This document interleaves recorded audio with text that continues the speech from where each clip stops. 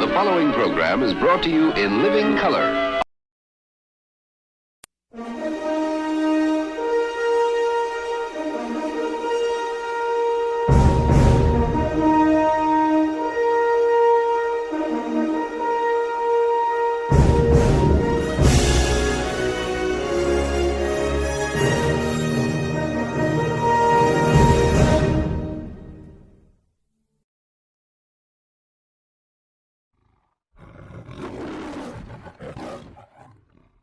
This morning. Good morning to you, Mark. How do you see this spiraling and unfolding in the region? First of all, you notice no American media can report from Iran. No American media can report from Gaza. No American media can report from southern Lebanon. So everybody has to report from Israel. And so what's actually going on in the ground in these areas, people don't get to see unless we have our own cameras in place, drones in place, or other countries send us the video. So what's important to understand here is all this focus on Israel. What is Israel going to do? What is Israel going to do? Israel has one mission, to make sure its people aren't exterminated. That's it. I hear about these negotiations for these hostages. Who took the hostages? And I would tell Rachel, we don't even know if they're alive. You have old people there who need their heart medicine. They can't sit there for weeks on end. You have old people who need their diabetes medicine. They'll die if they don't get it. You have babies who need to be attended to like babies. They need milk. They need their diapers changed. Does anybody really think Hamas cares about changing the diapers and giving milk to Jewish babies or American babies or anybody else? They killed 29 Americans, and we act like it's no big deal. No big deal. Who is Biden negotiating with?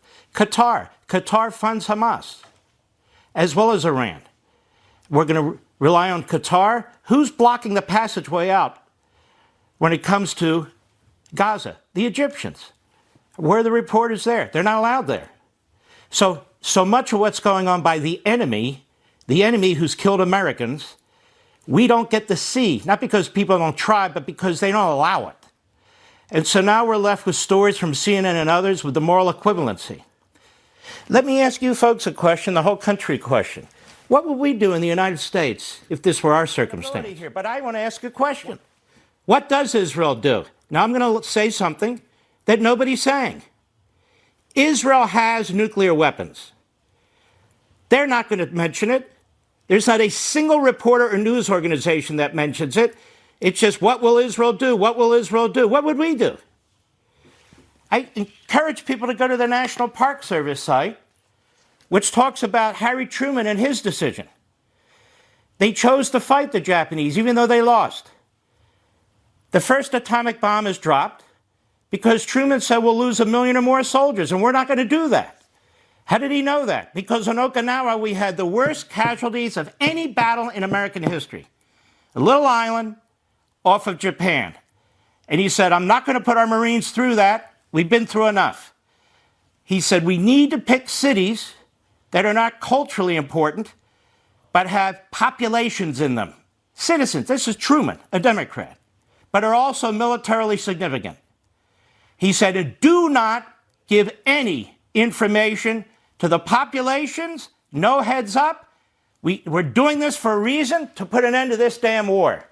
Israel's running around dropping leaflets, sending text messages, begging Egypt to open the damn passway so they can get out. Any Arab country, will you take some of these people? No. And we're writing about, look what the Israelis are doing to the citizens in Palestine. When will American media stop being the mouthpiece for people who want to exterminate us, the Jews, Europe, and everybody else? Do they not understand what we're up against? Apparently not. How come there's no talk in today's media? None. About those young men that are going to go into that hellhole. Many of them are not going to come back. The reservists. Yesterday they were electricians, plumbers, truckers, lawyers, medics who are not going to come back. What about their blood? As for Iran, this administration rearmed Iran. They were on their backs. Trump had his foot on their throat. They slaughter their own people. Hamas slaughters its own people. The Palestinian Authority slaughters its own people. Hezbollah took over Lebanon. They assassinated the president of Lebanon some decades ago with the backing of Iran. Look at what we're dealing, and we're all sitting here. How many have died in the Gaza Strip? It is a human catastrophe. Yes, it is. And my next point is this. What if the Israelis had not stopped Hamas when they did, 48 hours after they attacked Israel? Do you think if these people had the opportunity to blow out the entire nation of Israel and all the people of Israel, but for the fact they were stopped, wouldn't have done it? We talk about casualties. You have one country that's trying to prevent them, their own casualties, and the casualties of their enemy that's trying to destroy them. You have another group, Hamas, backed by Iran, Hezbollah, and all the rest of them, who not only want Jews dead, anybody who gets in their way, they want dead, too. This is pathetic. This is pathetic. We know what this enemy is. We know what they're capable of.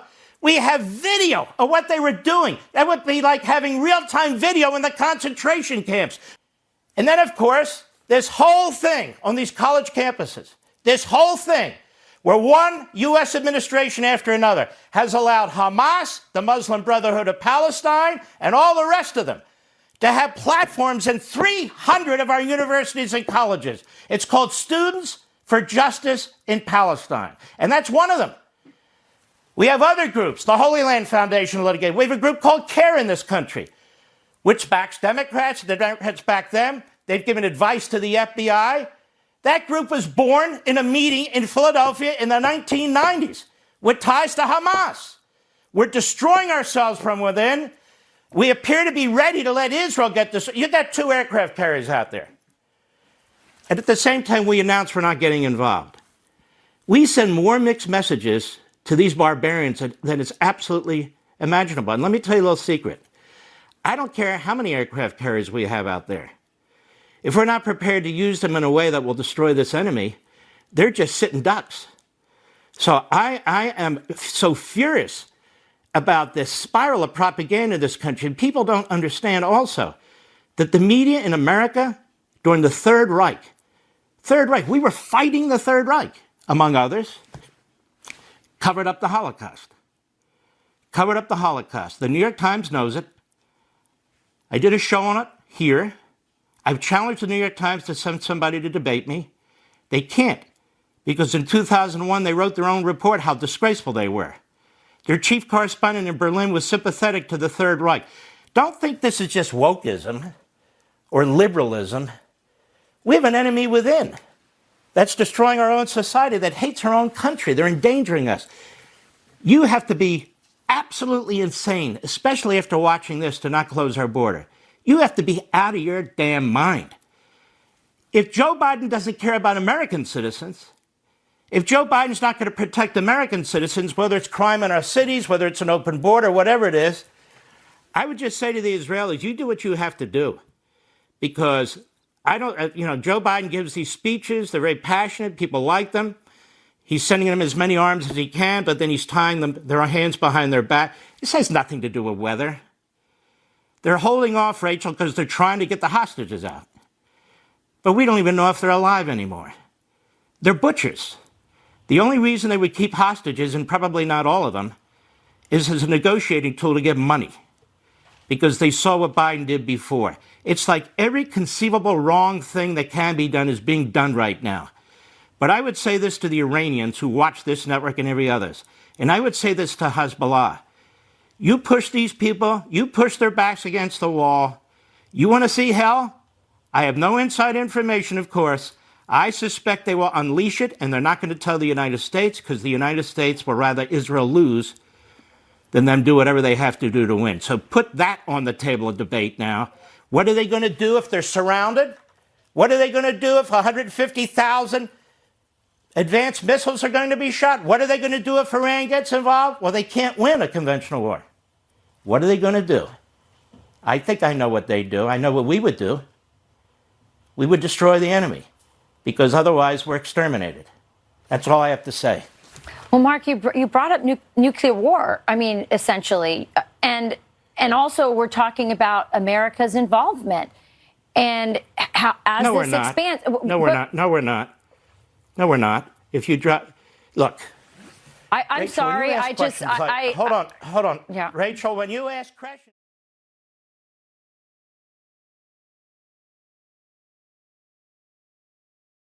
When you ask questions like that, you need to answer them, not just ask them.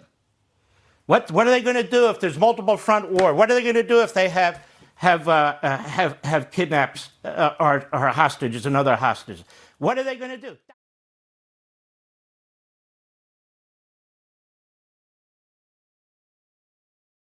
What are they going to do? Die, I guess.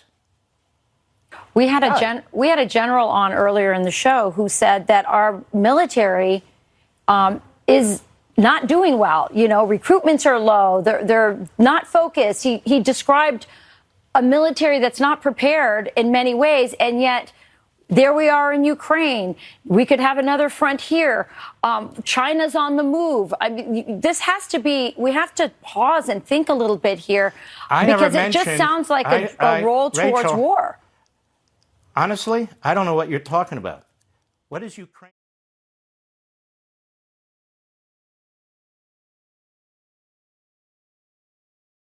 What does Ukraine have to do with this, and China have to do it? I'm talking about what the Israelis are going. I'm talking. Well, the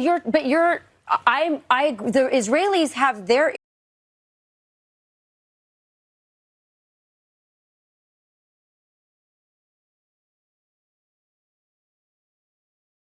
issue, but I'm concerned that a lot of the talk that's going on now is about involving the United States. And that's another matter. And it's not anti-Semitic to say that we as Americans should take a pause. Okay, look, I didn't say it was anti-Semitic. That's number one. So I don't appreciate that either. Number two, the Israelis haven't asked us to get involved. They asked us to give them equipment. Number three, they have their own arsenal, which they never admit. So while you bring up all these issues to me, which kind of fogs precisely, we saw the slaughter that took place. He's not thinking about Ukraine or China, neither are we. And I'm saying to you this, I'm telling you the truth. Sometimes it's tough. If Israel is going to face annihilation, you think they have those nukes in there to collect dust? I'm not even encouraging anything be done. I'm not even saying nuke them, nuke them, nuke them. I am saying Iran needs to understand, and Hezbollah needs to understand, that if you think you're going to wipe out these people, you're not. And so we have to deal with reality. And reality is, but America's involved in this. America, I said they're going to drop them. In my opinion, they might. I don't know. I have no idea. I'm the only one bringing this up. I'm not even encouraging it. But if you're a country that has that kind of weaponry, and your people are going to be slaughtered as they were, except this time totally destroyed, they need to be thinking about all their options. And my guess is they are. I don't know. So when we go on TV and say, what are they going to do? What are they going to do? They're surrounded. They're going to wipe them out. We can't send troops. We can't. Fine. For the EPA. We have a lot of problems in this country. But if I'm the president? A lot. But that's not on the head of the Israeli people who are trying to survive. Yeah. I'm done unless somebody else has another question. Now, Mark, it all underscores the violence and the threat that has been brought to us when we look weak, which I know we can all agree on in that context. And Israel's got to do what it's got to do. Mark Levin, you understand the ins and outs. Thank you, sir. Appreciate you. You got it.